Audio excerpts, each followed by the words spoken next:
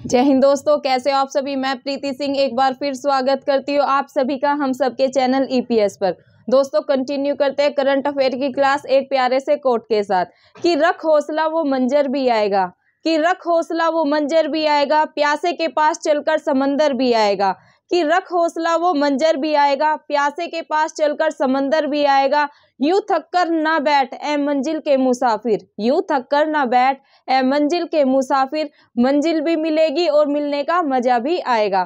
तो दोस्तों ये कोट आप सभी को पता है मेरा बहुत ही ज्यादा फेवरेट कोट है और इस कोट से आप भी बहुत ज्यादा कनेक्ट कर पाते होंगे कि आपको दोस्तों थक कर नहीं बैठना है बिल्कुल भी। अगर आप कभी असफल भी होते हैं तो उस असफलता से आपको सीखना है, अपनी गलतियों को नहीं दोहराना है, उन मिस्टेक्स पे काम करना है। अगर आप उन मिस्टेक्स पे अच्छे से काम करेंगे तो एक ना एक दिन आप सभी अपनी सफलता जो भी आपका टारगेट है उसको जरूर अचीव करेंगे। तो आपको बिल्कुल भी थक कर नहीं बैठना है। इस कोट का दोस्तों यही तात्पर्य है। तो इस मोटिवेशनल कोट के साथ कंटिन्यू करते हैं दोस्तों आज की अपनी करंट अफेयर की क्लास, जो की है 38 नंबर की। मतलब कि दोस्तों ये आज मैं आपको 38 नंबर की क्लास करा रही हूँ। इससे पहले दोस्तों मैं ऑलरेडी 37 लेक्चर करंट अफेयर के अपने चैनल ईपीएस बाय प्रीति सिंह पर डाल चुकी हूँ। तो आप सभी को वो क्लासेस भी जाकर देखनी है। और दोस्तों अपनी जीएस सेकंड के भी 30 लेक्चर जो कि है अपनी भारतीय राज्य व्यवस्था उसके भी कंप्लीट हो चुके हैं।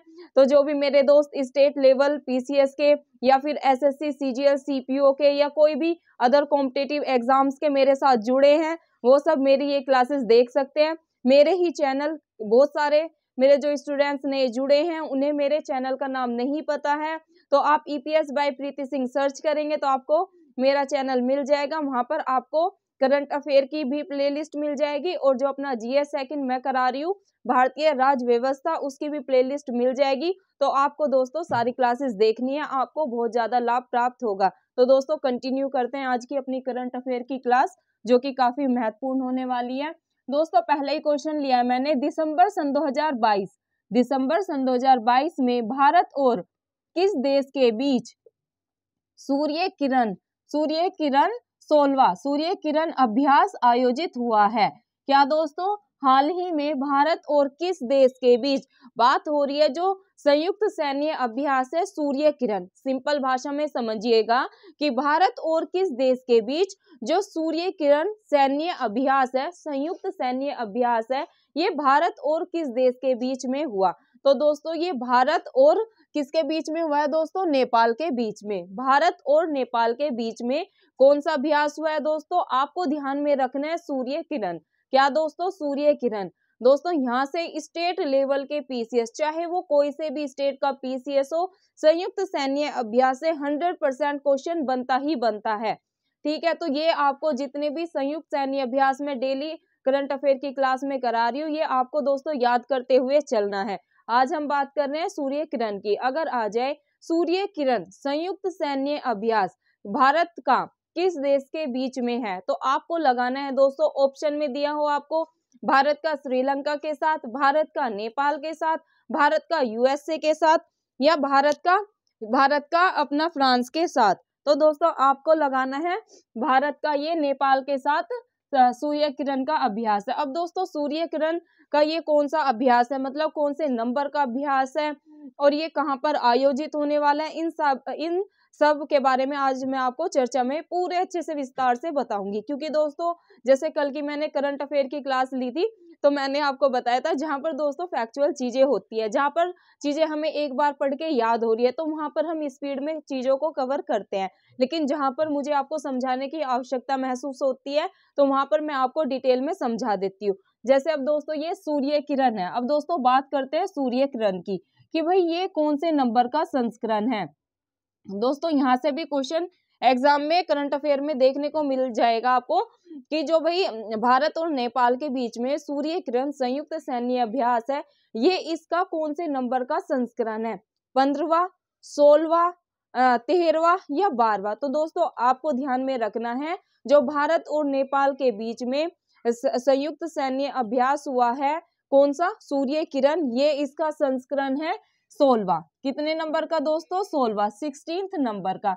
और दोस्तों क्वेश्चन ये भी आ जाता है कि जो सूर्य किरण संयुक्त सैन्य अभ्यास है भारत और नेपाल के बीच में हुआ, इसका आयोजन कहाँ पर हुआ? भारत में हुआ, नेपाल में हुआ, ऐसे करके ऑप्शन आपको ऑप्शन में दिए होंगे। तो दोस्तों आपको ध्यान में रखना है जो सूर्य किरण संयुक्त सैन्य अभ्यास है भारत और नेपाल के बीच में वो ये तो क्लियर है, लेकिन इसका आयोजन दोस्तों किसने किया? भारत ने नहीं किया है, आपको ध्यान में रखना है। आयोजन किया है दोस्तों नेपाल ने। अब मैप के थ्रू मैं आपको बताती हूँ ये नेपाल आखिरकार लोकेटेड कहाँ पर है। तो दोस्तों बात करते हैं नेपाल की। तो दोस्तों नेपाल है अपना, ये जैसे भारत है दोस्तों, नेपाल है अपना यहाँ पर, ये आप समझ ही जाएंगे, मैप में देखेंगे तो क्लियर हो जाएगा। ये दोस्तों नेपाल, भारत और नेपाल के बीच कौन सा अभ्यास है दोस्तों? आपको ध्यान में रखना है सूर्य किरण। क्या दोस्तों? सूर्य किरण, ये आपको ध्यान में रखना है। संस्करण पूछे, संस्करण कौन सा है? 16वां। आयोजन कहाँ पर हुआ? तो आपको दोस्तों ध्यान में रखना है नेपाल में हुआ। कहाँ पर हुआ? नेपाल में हुआ। ये दोस्तों ये क्लियर हो गया। अब दोस्तों ये भी क्वेश्चन पूछ लेते हैं कि जो भाई ये सूर्य किरण संयुक्त सैन्य अभ्यास है ये कब से कब तक चला? अब हमें ये तो क्लियर है कि भाई दिसंबर में हुआ। जो ये सूर्य किरण संयुक्त सैन्य अभ्यास है भारत और नेपाल के बीच में हुआ है, ये दिसंबर में आयोजन हुआ। आयोजन कहाँ पर हुआ? नेपाल ने आयोजन किया। ठीक है, कौन सा संस्करण है? 16वां संस्करण है। अब दोस्तों बात क्या है कि भाई ये कब से कब तक चला? दिसंबर में जो सूर्य किरण संयुक्त सैन्य अभ्यास है ये आखिरकार कब से कब तक चला? तो दोस्तों आपको ध्यान में रखना है 16 से 29 दिसंबर तक ये चला। 16 से 29 दिसंबर तक ये चला। कब से? 16 दिसंबर से 29 दिसंबर तक ये सूर्य किरण जो संयुक्त सैन्य अभ्यास है ये चला। अब दोस्तों ये तो बात हो गई सूर्य किरण के बारे में। किसके बारे में? सूर्य किरण के बारे में, जो कि संयुक्त सैन्य अभ्यास है और किसके बीच में? आपको ध्यान में रखना है भारत और नेपाल के बीच में। अब दोस्तों बात करते हैं नेपाल के बारे में। मैं हमेशा मेरे पढ़ाने का दोस्तों पैटर्न यही है कि जहां पर मुझे स्पीड में चलना होता है, मुझे पता है कि बच्चों को एक बार या 2 बार वीडियो को देखेंगे तो ये चीजें याद हो जाएगी, वहां पर मैं स्पीड में चीजों को करा देती हूँ। लेकिन जहां पर किसी देश के बारे में या किसी स्टेट के बारे में करंट अफेयर के साथ आपको स्टैटिक जानकारी देनी होती है दोस्तों, वो भी मैं साथ साथ कवर कराते हुए चलती हूँ। अब ये तो बात थी दोस्तों करंट की, जो नेपाल से करंट में क्वेश्चन बनना था, ये तो हो गया करंट की बात। अब दोस्तों बात करते हैं नेपाल के बारे में, और मैं आपको नेपाल जो अपना पड़ोसी देश है इसके बारे में मैं और आपको फैक्चुअल जानकारी देने जा रही हूँ। अब दोस्तों बात करते हैं नेपाल की। दोस्तों नेपाल की राजधानी क्या है? दोस्तों नेपाल की राजधानी है काठमांडू। क्या दोस्तों? आप सभी को पता होगा नेपाल की राजधानी है दोस्तों काठमांडू। क्या है दोस्तों? काठमांडू। ये आपको ध्यान में रखना है। क्या है दोस्तों? नेपाल की राजधानी है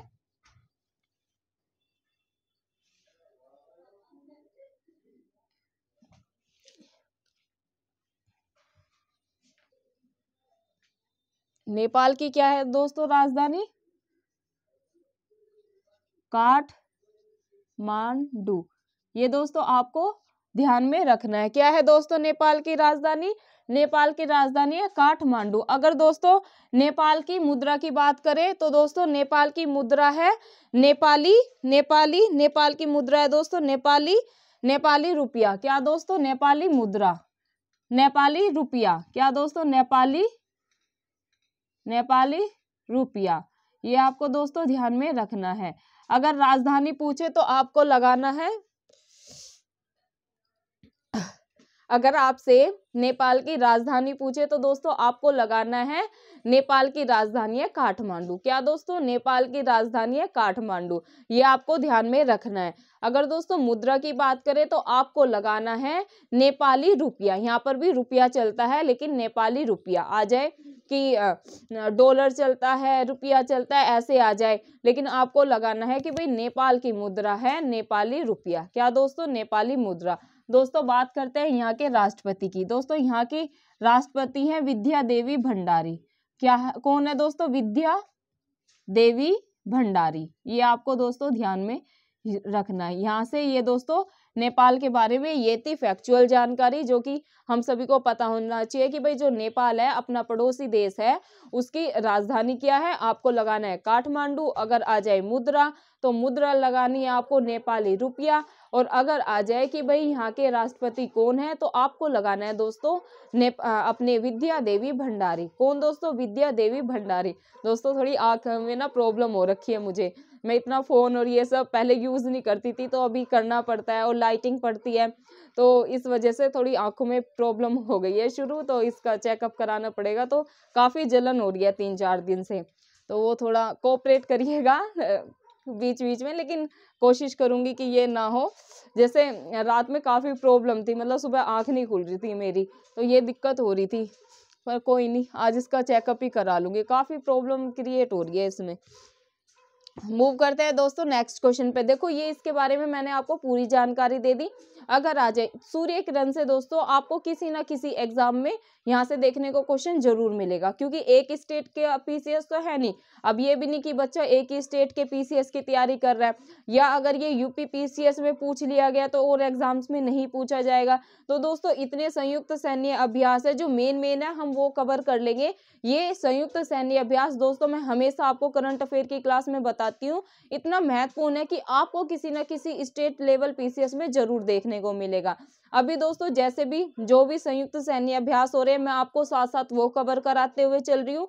लेकिन एक दिन क्या करेंगे, मैंने आपसे प्रॉमिस कर रखा है कि एक दिन जैसे संयुक्त सैन्य अभ्यास है जितने भी महत्वपूर्ण है, मैंने आपको पहले भी बताया 10 से 15 संयुक्त सैन्य अभ्यास, जैसे पिछली क्लास में मैंने आपको काजिंद कराया था, अजय वॉरियर कराया था। तो दोस्तों ये कुछ ऐसे संयुक्त सैन्य अभ्यास है, बहुत ही ज्यादा महत्वपूर्ण है, इनकी संख्या 10 से 15 है। तो दोस्तों एक कक्षा में मैं आपको पूरे संयुक्त सैन्य अभ्यास करा दूंगी। ये कौन से देश के साथ है और कहाँ पर इनका आयोजन होना है, ये पूरा आपको करा दूंगी। तो ऐसे ऐसे करके हम अपने टॉपिक कवर करते हुए चलेंगे। एक कक्षा में दोस्तों मैं आपको जो अपने ये सूचकांक होते हैं उनको अपडेट करा दूंगी। ये भी दोस्तों 10 से 15 सूचकांक ऐसे हैं, और ये टॉपिक भी ऐसा है स्टेट लेवल पीसीएस में, यहाँ तक दोस्तों यूपीएससी में भी यहाँ से क्वेश्चन बनता ही बनता है। तो दोस्तों मेरा तरीका यही है, जहाँ से क्वेश्चन बनते हैं वो टॉपिक को हम एकदम अच्छे से कवर कर लेंगे। स्पेशल मैं इनकी एक एक क्लासेस लूंगी और ये कवर करा दूंगी, तो टेंशन लेने की ऐसी कोई जरूरत नहीं है। मैं पूरी गारंटी लेती हूँ दोस्तों, आपको मैं स्टेट लेवल का पीसीएस पूरे अच्छे से कवर करा दूंगी।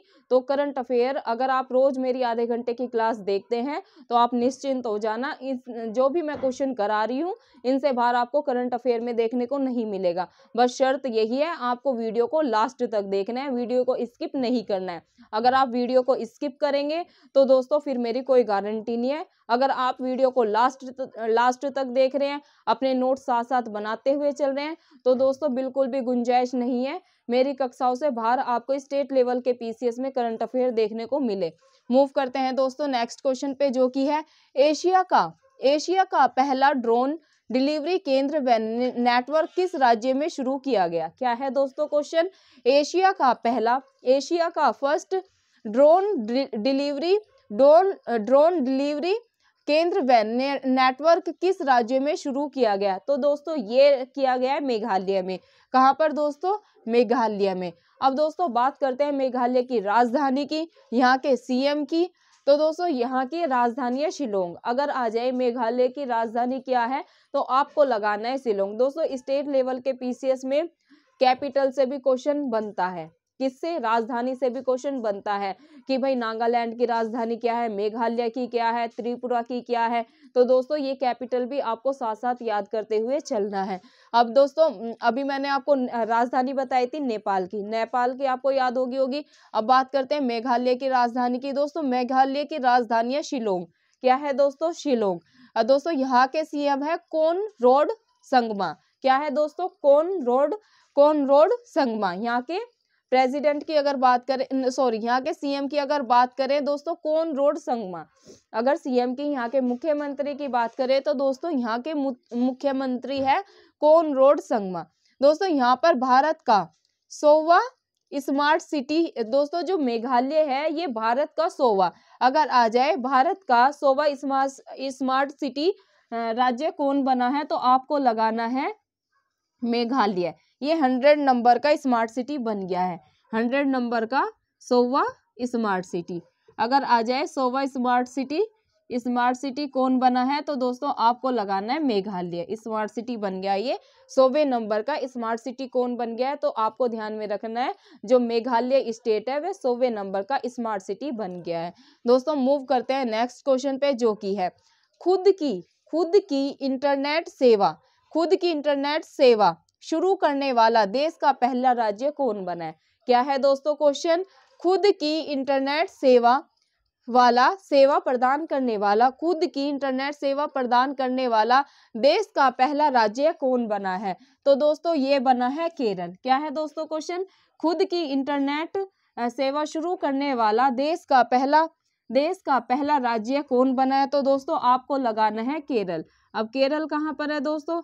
केरल है अपना दक्षिण में, ये रहा अपना केरल। केरल में क्या हुआ है दोस्तों? अपनी खुद की इंटरनेट सेवा शुरू करने वाला पहला राज्य बन गया। पहला राज्य अगर आए कि भाई पहला ऐसा कौन सा राज्य है जो खुद की इंटरनेट सेवा जिसने शुरू की है? तो आपको लगाना है केरल। केरल ये आपको ध्यान में रखना है। मूव करते हैं दोस्तों नेक्स्ट क्वेश्चन पे जो कि है भारत के सबसे तेज सुपर कंप्यूटर का नाम बताइए। भारत के सबसे तेज सुपर फास्ट मतलब कि भारत के सबसे तेज सुपर कंप्यूटर, भारत के सबसे तेज सुपर कंप्यूटर का नाम बताइए। आपको 3-4 ऑप्शन में दिए होंगे, आपको क्या लगाना है कि भाई भारत का सबसे तेज सुपर कंप्यूटर है परम सिद्धि AI। क्या दोस्तों? परम सिद्धि AI, ये आपको ध्यान में रखना है। मूव करते हैं दोस्तों नेक्स्ट क्वेश्चन पे जो कि है दुनिया का सबसे ऊंचा हाईएस्ट वेदर स्टेशन मतलब कि मौसम स्टेशन। क्या है दोस्तों क्वेश्चन? अगेन सुनिएगा। दुनिया का सबसे ऊंचा वेदर स्टेशन, मौसम स्टेशन किस पर्वत पर स्थापित किया गया है? तो दोस्तों ये स्थापित किया गया माउंट एवरेस्ट पर। कहाँ पर दोस्तों? माउंट एवरेस्ट पर। ये आपको ध्यान में रखना है। मूव करते हैं दोस्तों नेक्स्ट क्वेश्चन पे जो कि है स्टील मैन ऑफ इंडिया। क्या दोस्तों? स्टील मैन ऑफ इंडिया का नाम आपको बताना है कि भाई स्टील मैन ऑफ इंडिया का नाम बताइए जिनका निधन अभी 31 अक्टूबर सन 2022 में हुआ। दोस्तों क्वेश्चन है स्टील मैन ऑफ इंडिया। यहाँ से दोस्तों एग्जाम में 100% क्वेश्चन को देखने को मिलेगा कि स्टील मैन ऑफ इंडिया के नाम से किसे जाना जाता है? तो दोस्तों ये जाना जाता है जमशेद जे ईरानी को। किसको दोस्तों? जमशेद जे ईरानी। आपको 3-4 ऑप्शन में दिए होंगे, आपको ध्यान रखना है कि भाई जो जमशेद जे ईरानी है इन्हें स्टील मैन ऑफ इंडिया के नाम से जाना जाता है और इनका निधन हाल ही में मतलब कि अक्टूबर सन 2022 में किया गया। ये आप हो गया है। क्या दोस्तों? जो ये जमशेद जे ईरानी है इनका निधन अगर पूछे, निधन से भी क्वेश्चन आ सकता है। वैसे स्टेट लेवल PCS में ऐसे क्वेश्चंस नहीं आते हैं, डेट से नहीं आते कि इनकी डेथ कब हुई है, लेकिन फिर भी अपने को पता होना चाहिए। क्या पता SSC CGL CPO के एग्जाम में पूछ ले, क्योंकि स्टील मैन ऑफ इंडिया है ये। क्या ध्यान में रखना है? पहला तो यही ध्यान में रखना है कि अगर आ जाए स्टील मैन ऑफ इंडिया कौन है तो आपको लगाना है जमशेद जे ईरानी। इनका निधन कब हुआ? तो दोस्तों इनका निधन हुआ है 31 अक्टूबर सन 2022 को। मूव करते हैं दोस्तों नेक्स्ट क्वेश्चन पे जो कि है गंगा नदी डॉल्फिन दिवस कब मनाया जाता है? इसका आंसर दोस्तों मेरे सभी स्टूडेंट करेंगे कमेंट बॉक्स में, क्योंकि बहुत सारे स्टूडेंट बोलते हैं कि मैम आप हमें भी क्वेश्चन दिया करें, होमवर्क दिया करें, हम भी आंसर करेंगे। तो दोस्तों इसका आंसर आप ही करेंगे। मैं आंसर को मिटो देती हूँ, आई होप आपको नीचे का तो दिख भी नहीं रहा होगा। तो इसका आंसर आप करेंगे कि गंगा नदी डॉल्फिन दिवस कब मनाया जाता है? तो इसका आंसर सभी स्टूडेंट मुझे नाइट तक कमेंट बॉक्स में जरूर करेंगे। क्या है क्वेश्चन? अगेन रिपीट कर रही हूँ, ध्यान से सुनिएगा। गंगा नदी डॉल्फिन डे मतलब दिवस कब मनाया जाता है? इसका आंसर आप सभी नाइट तक कमेंट बॉक्स में कर देना। तो दोस्तों अब मूव करते हैं नेक्स्ट क्वेश्चन पे जो कि है अंतरराष्ट्रीय योग दिवस कब मनाया जाता है? ये तो दोस्तों सभी को पता होगा। अंतरराष्ट्रीय योग दिवस कब मनाया जाता है? तो दोस्तों ये मनाया जाता है 21 जून को। अब दोस्तों ये तो सभी को पता है, कि भाई जो अंतर्राष्ट्रीय योग दिवस है ये 21 जून को मनाया जाता है। इसमें कोई शक नहीं है, क्योंकि हर साल ही मनाया जाता है और योग दिवस योगा हमारे हेल्थ के लिए इतना महत्वपूर्ण है। तो ये डे तो मुझे 100% पता है, मेरे सभी स्टूडेंट जितने भी मेरे साथ जुड़े हैं उन सभी को ये डे मतलब याद होगा कि भाई 21 जून को अपन अंतर्राष्ट्रीय योगा दिवस मनाते हैं। लेकिन दोस्तों बात कहाँ फंसेगी, बात फंसेगी इसकी थीम पर, क्योंकि यहाँ से स्टेट लेवल पीसीएस में आ सकता है। इतना सिंपल क्वेश्चन लगता है ये, लेकिन बहुत से बच्चों को इसके बारे में जानकारी नहीं होगी, तो वो याद कर लेना कि भाई 21 जून को अंतर्राष्ट्रीय योग दिवस मनाया जाता है। जिनको जानकारी है बहुत अच्छी बात है, उनका तो रिवीजन हो जाएगा, जिनको नहीं पता आज जानकारी हो जाएगी। अगर दोस्तों आ जाए कि अंतर्राष्ट्रीय योग दिवस कब मनाया जाता है, तो आपको लगाना है 21 जून को। कब दोस्तों? 21 जून को, ये आपको ध्यान में रखना है। दोस्तों बात फंसेगी इसकी थीम पर।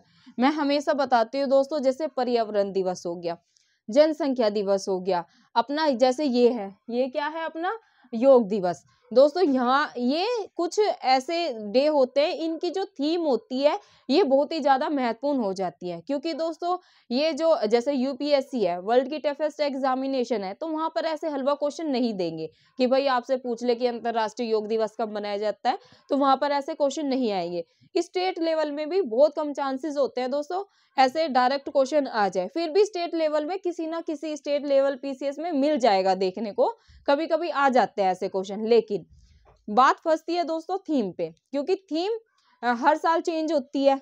अगर डे है अंतर्राष्ट्रीय योग दिवस है तो हर साल 21 जून को ही मनाया जाएगा, तो ये याद कर लेंगे हम। लेकिन जो थीम होती है दोस्तों ये हमेशा चेंज होती रहती है।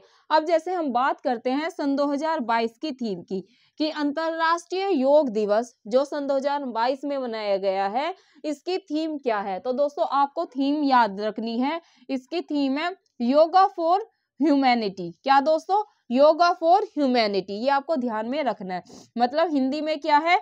मानवता के लिए योग। क्या दोस्तों? मानवता के लिए योग। दोस्तों इस पे आप 3 स्टार लगा ले, आपको किसी ना किसी स्टेट लेवल के पीसीएस में इसकी थीम से क्वेश्चन देखने को जरूर मिलेगा।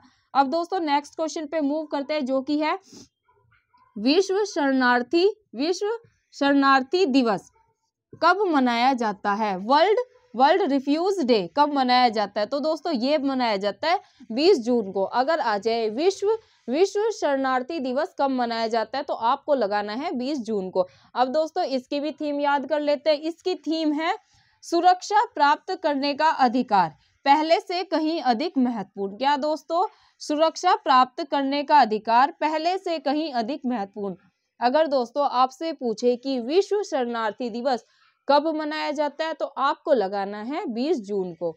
और अगर ये आ जाए कि भाई इसकी थीम क्या है, तो आपको ध्यान में रखना है सुरक्षा प्राप्त करने का अधिकार पहले से कहीं अधिक महत्वपूर्ण। मूव करते हैं दोस्तों नेक्स्ट क्वेश्चन पे, जो कि है विश्व खाद्य सुरक्षा दिवस। विश्व खाद्य सुरक्षा दिवस वर्ल्ड फूड सेफ्टी डे कब मनाया जाता है? तो दोस्तों ये भी मनाया जाता है 7 जून को। मतलब ये भी जून में ही मनाया जाता है। कौन से जून को मनाया जाता है दोस्तों? 7 जून को वर्ल्ड फूड सेफ्टी डे मनाया जाता है, मतलब कि विश्व खाद्य सुरक्षा दिवस मनाया जाता है। दोस्तों इसकी थीम है सफर फूड बेटर हेल्थ। क्या दोस्तों? सफर फूड बेटर हेल्थ, ये आपको ध्यान में रखना है। मूव करते हैं दोस्तों आज के लास्ट क्वेश्चन पे, जो कि है विश्व पर्यावरण दिवस वर्ल्ड इन्वायरमेंट डे। क्या दोस्तों? वर्ल्ड इन्वायरमेंट डे कब मनाया जाता है? दोस्तों ये तो सभी को पता होगा, वर्ल्ड इन्वायरमेंट मतलब कि विश्व पर्यावरण दिवस मनाया जाता है 5 जून को। कब दोस्तों? 5 जून को, ये आपको ध्यान में रखना है। 5 जून को विश्व पर्यावरण दिवस मनाया जाता है। इसकी थीम क्या है दोस्तों? इसकी थीम बहुत ज्यादा महत्वपूर्ण है, आपको ध्यान में रखना है, ओनली वन अर्थ। क्या दोस्तों? अगर विश्व पर्यावरण दिवस की आपसे थीम पूछे तो आपको लगाना है only one earth. Only one earth क्या है? विश्व पर्यावरण दिवस की थीम है। तो दोस्तों ये थी आज की करंट अफेयर की क्लास। मुझे आशा है कि आप सभी को मेरी कक्षाएं बहुत पसंद आ रही है। दोस्तों आपको क्या करना है, आपको वीडियो को ज़्यादा से ज़्यादा शेयर करना है। वीडियो अच्छी लगे तो आपको लाइक करना है। आपको पता है प्रीति मैम कभी लाइक के लिए फोर्स नहीं करती है। अगर मैम की आपको मैम का पढ़ाने का मेथड अच्छा लग रहा है, आपको ये जो मैं क्लासेस करा रही हूँ इनसे बेनिफिट हो रहा है, तो आप वीडियो को ज़रूर लाइक करें, वीडियो को ज़्यादा से ज़्यादा शेयर करें।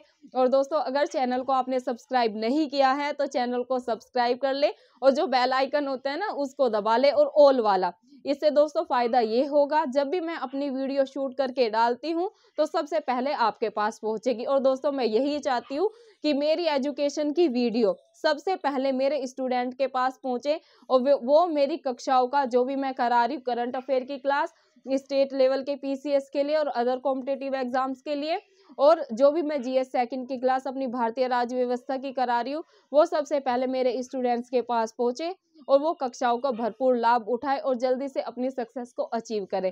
दोस्तों बस हाथ जोड़ के आपसे विनम्र निवेदन यही है, प्लीज़ वीडियो को गाँव-गाँव तक फैलाने में मेरी मदद करें। ये दोस्तों अकेले मुझसे नहीं होगा और ना ही दोस्तों मैं ये अकेले कर पाऊंगी। आज दोस्तों अपनी 50,000 से ज़्यादा यूट्यूब की फैमिली हो चुकी है, तो आज मैं मतलब खुद को इतना अच्छा महसूस करती हूँ कि मुझे लगता है मैं अकेली नहीं हूँ। मेरे साथ 55,000 लोग, 50 से 55,000 लोग जुड़े हैं। तो दोस्तों हम सभी एक परिवार की तरह हैं। मैं दोस्तों यही चाह रही हूँ कि मैं जितना हो सके, जितना एफर्ट मुझसे बन पा रहा है मैं उतना लगा रही हूँ कि जितना भी मेरे पास नॉलेज है, जितना भी मैंने अपने जो एग्ज़ाम्स दिए हैं उनसे अनुभव किया है, उन मैं यही चाहती हूँ कि दोस्तों मैं ज़्यादा से ज़्यादा बेहतर से बेहतर अपने स्टूडेंट को प्रोवाइड कराऊँ। दोस्तों जल्द ही मैं अपना हिस्ट्री और ज्योग्राफी की भी क्लासेस शुरू कर दूँगी, क्योंकि मेरे काफ़ी स्टूडेंट्स की डिमांड है कि मैम आप इतिहास और ज्योग्राफी भी शुरू करें। तो दोस्तों आप टेंशन ना लें, मैं जल्द से जल्द मतलब अगले हफ्ते से मैं अपना इतिहास और ज्योग्राफी शुरू करा दूँगी, क्योंकि अगले हफ्ते तक दोस्तों मेरा टारगेट है मैं जीएस सेकंड जो कि मैं करा रही हूँ भारतीय राज्य व्यवस्था उसको कवर पूरा करा दूंगी। तो उसकी टेंशन लेने की जरूरत नहीं है, अपना जीएस सेकंड कवर हो जाएगा जो कि है भारतीय राज्य व्यवस्था। उसकी फिर आपको क्या सारे लेक्चर को अभी दोस्तों उसके 30 लेक्चर हो चुके हैं, तो वो सभी आपको देखने हैं, तो उनसे आपको काफी लाभ होगा और उनके आपको नोट्स बनाने हैं। बेशक दोस्तों आप करंट अफेयर के नोट्स ना बनाएं, करंट अफेयर को आपको क्या करना है, मैं पीडीएफ तो देती हूँ, कल दोस्तों है संडे, कल मैं आपको सारी पीडीएफ प्रोवाइड करवा दूंगी, तो कल सारी पीडीएफ आपको मिल जाएगी। उनको क्या करना है, आपको प्रिंट में निकलवा लेना है और जैसे कोई भी चीज़ मैं अपडेट कराती हूँ ना तो वहाँ पर आप अपडेट कर सकते हैं। लेकिन शर्त यही है दोस्तों, मैं अपने हैंड रिटन नोट्स आपको दे रही हूँ जो कि मैं बहुत मेहनत से बनाती हूँ। आप सभी को नहीं पता होगा दोस्तों, 3 से 4 नाइट में मुझे बज जाते हैं, मैं नोट्स अच्छे से तैयार करती हूँ। फिर दोस्तों 2-2 क्लासेस के करने पड़ते हैं, फिर मॉर्निंग में जल्दी उठ के क्लासेस को लिखना, फिर शूट करना, फिर डालना, तो पूरा दिन रात ऐसे ही निकल जाता है। इसलिए दोस्तों अभी मैं सिर्फ 2 ही क्लास ले पा रही हूँ, लेकिन मैं प्लान कर रही हूँ, अपने टाइम को मैनेज करने की कोशिश कर रही हूँ।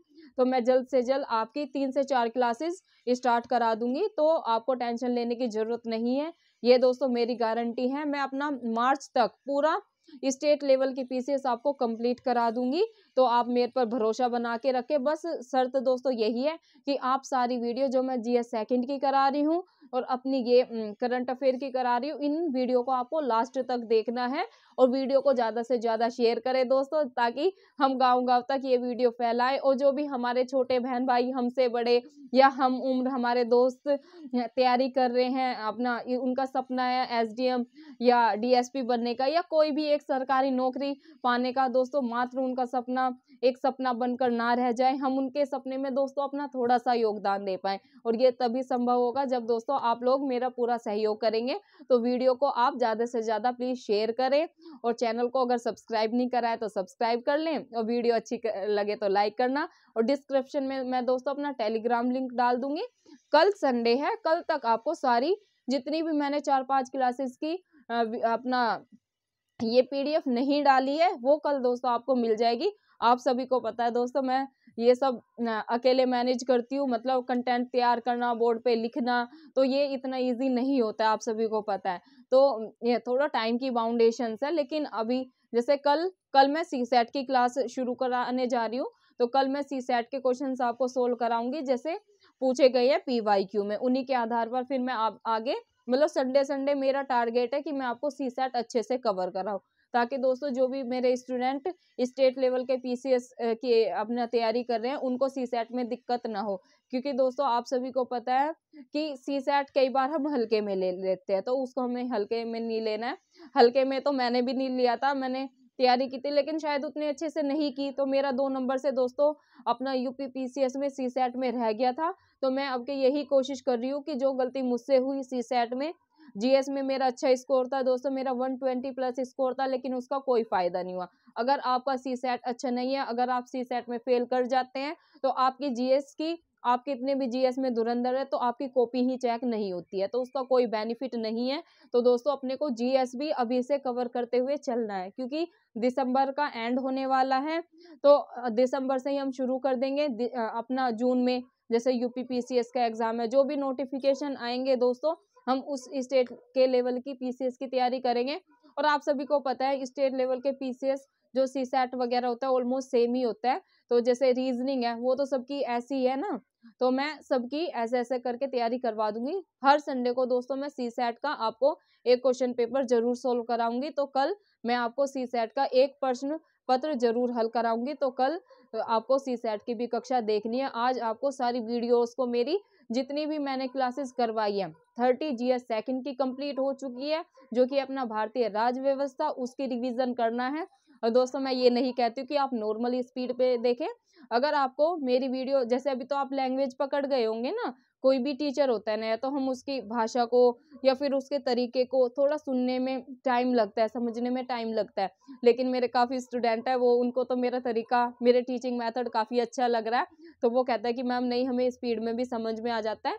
तो दोस्तों अगर आपने मेरी वीडियो को नॉर्मल स्पीड में देख रखा है, नोट्स तैयार कर रखे हैं, तो रिवीजन आपको कैसे करना है वो बता देती हूँ। रिवीजन दोस्तों आप 1.5 की स्पीड पे या 2 की स्पीड पे कर सकते हैं।